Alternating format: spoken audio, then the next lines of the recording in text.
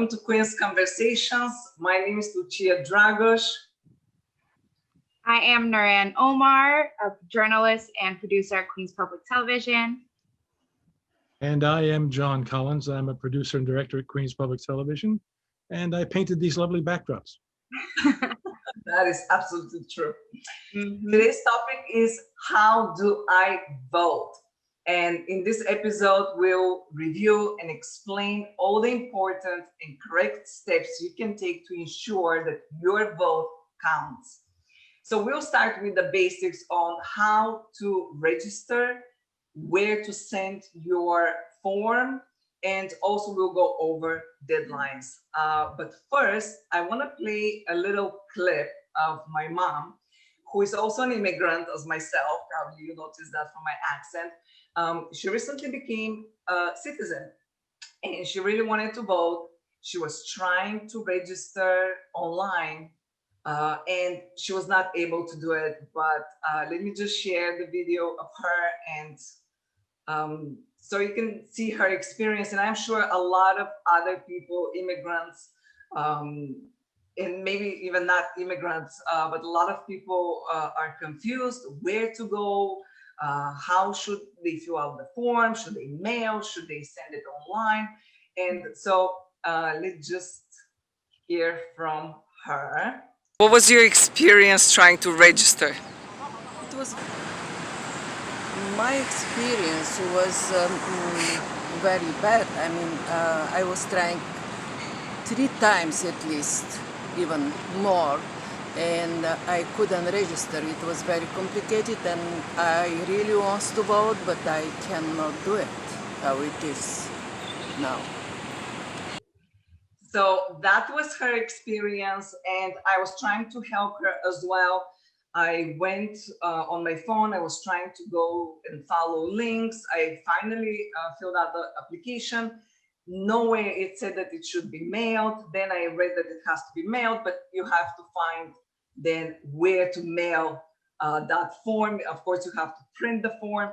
So let's just go now over I'll just walk you through, I'll share my screen and walk you through first through the deadlines for registration, and then we'll go over which is the best link that we found is the easiest, that it will take you directly to the form and the next steps. So here's the deadlines. So the general election, November 3rd, mail registration applications must be postmarked no later than October 9th. And received by a Board of Elections no later than October 14th to be eligible to vote in the general election. In-person registration, you may register at your local Board of Elections or any state agency participating in the National Voter Registration Act on any business day throughout the year, but your application must be received no later than October 9th. Discharged from the U.S. military or have become a naturalized U.S. citizen after October 9th, you may register in person at the Board of Elections up until October 24th. So the best link we found is elections.ny.gov. And here you can find all the information that you need. First, you can check if you're registered. Sometimes people register and then they forget. It happened with me. So you can click here and check if you're registered, last name, fill out the form, and then you search. I'm just gonna close this and go back to that link. Again, elections.newyork.gov. And by the way, we're gonna have all the links that we mentioned today. We are going to have them on our website at qptv.org/elections, so you can go there and refer to all the deadlines. So again, you click on need a voter registration form, and from here you go to complete English form online. You can click that, or in Spanish. And here's the important thing, you can fill it out online. However, afterwards you have to print that form, and then you have to mail the form. So you cannot just submit it online. that I think caused a little confusion when I was helping also my mom, because I thought that I can just send it online. No, you click here, you fill out the form, or you download it, you print it, you do it by hand, and then you have to mail the form. So when you mail the form, you can find it right here, Board of Elections. So you can find where's your county Board of Elections. So when you click, so that's under the same page. When you click here, County Board of Elections, and you can find, so let's say, okay, Queens, and this is the address where you can print, sign the envelope, and you send your form. So I hope that helps. But again, all the links, you can find that on our website, qptv.org/elections. But that is the one link that we found that really have all the information there. From there, you can access all the links and the forms and so on. So hope that's helpful. And now we are going to John.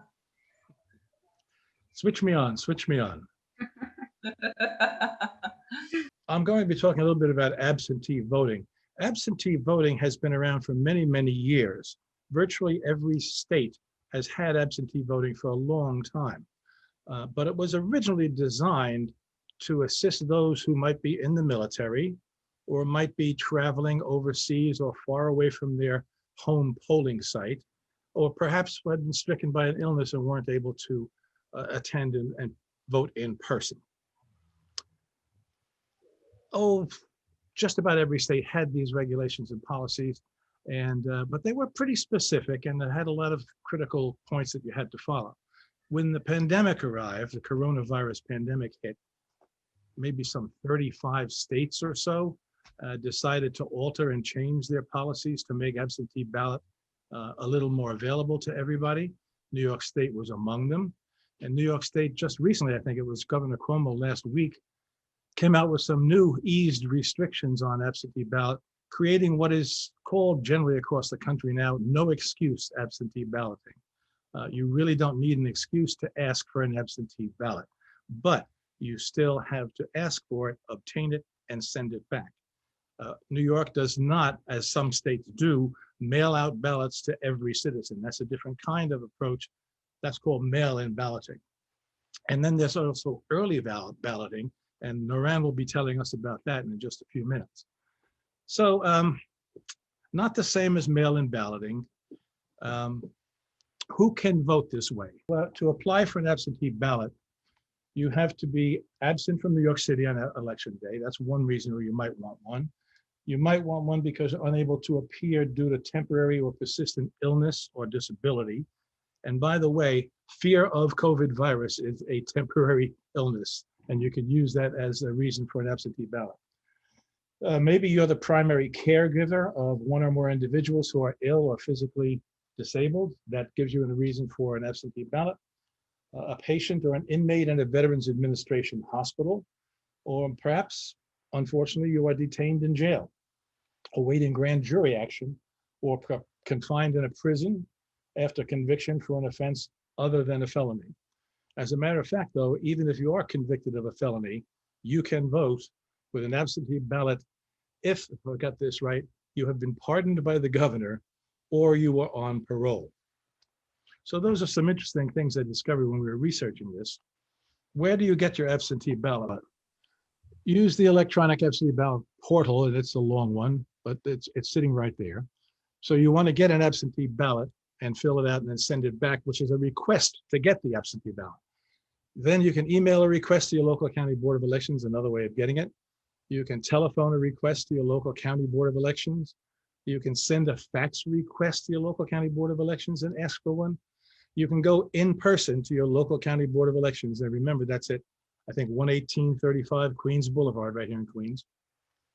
You can mail a paper application, or you can download a PDF at that green address there on the internet and fill that out and send it.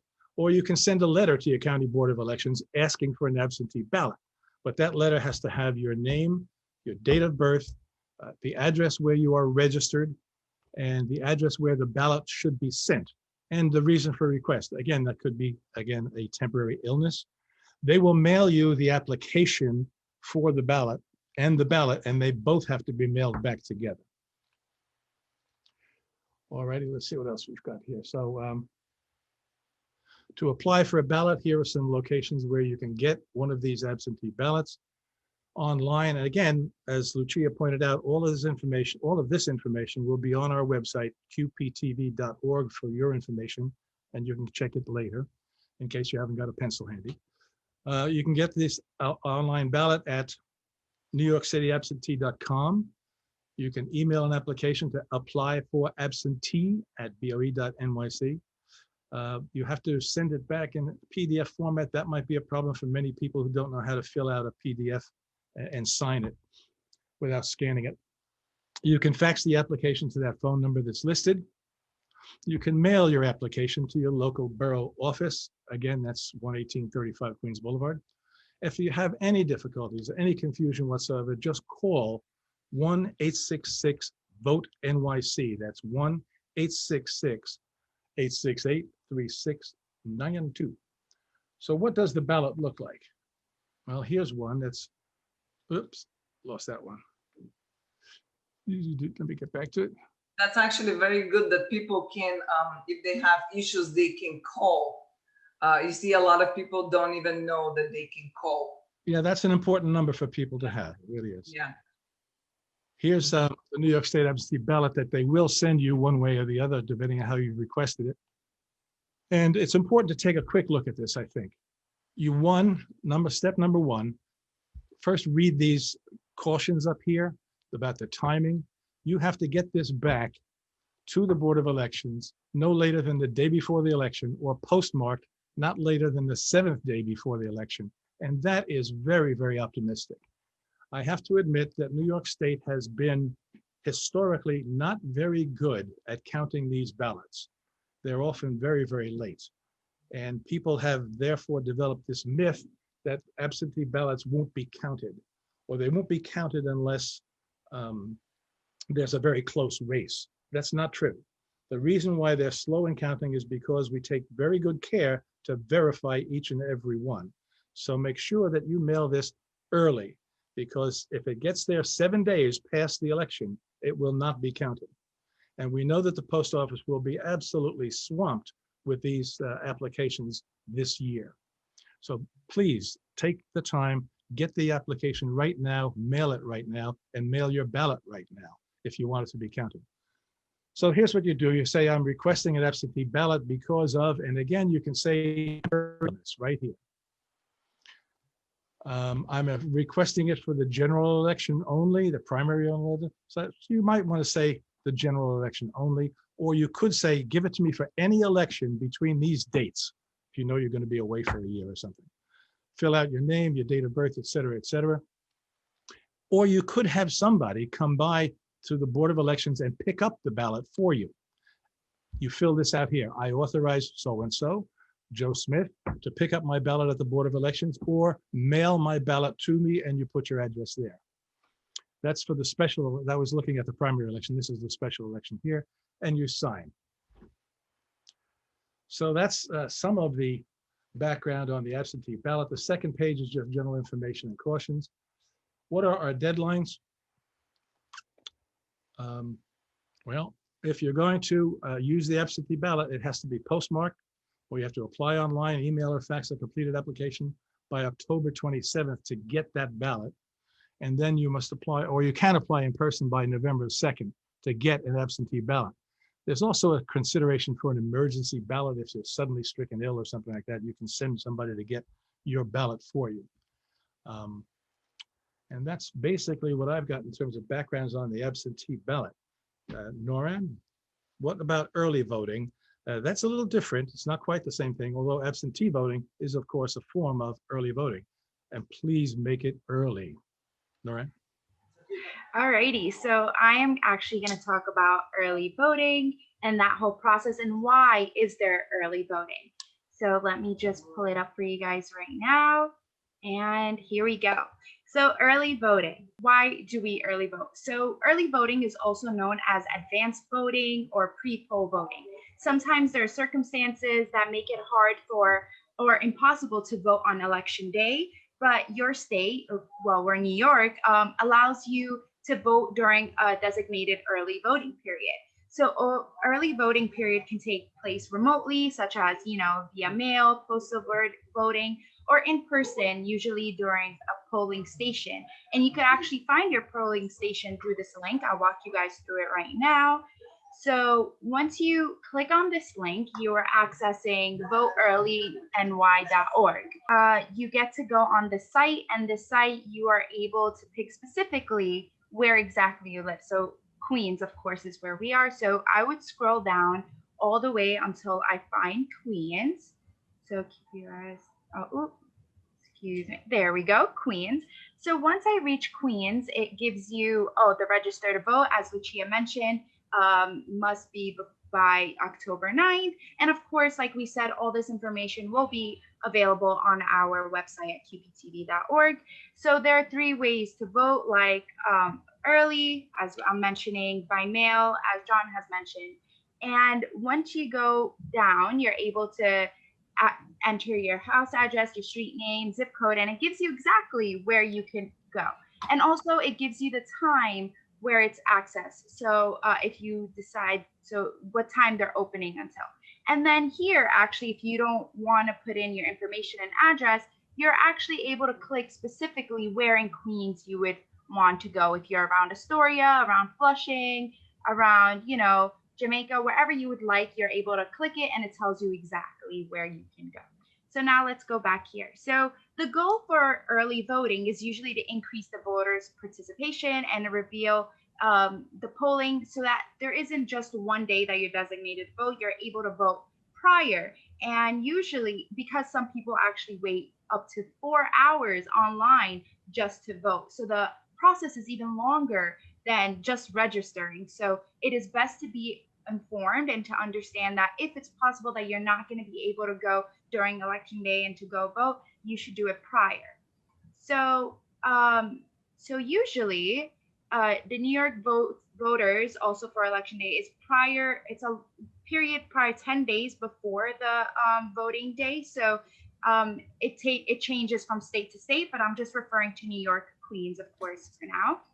So for New York, Queens in particular, it is, 10 days prior before election day. So the second day before election day. So it's 10 days prior, and it's open for at least 8 hours. So it's open between 7 a.m. to 8 p.m. each weekday during the early voting period. So you are able to vote within those 10 days from 7 a.m. to 8 p.m. And make sure, like I said, that link that will also be available on qptv.org, you are able to see where you're allowed to go in person for the polling.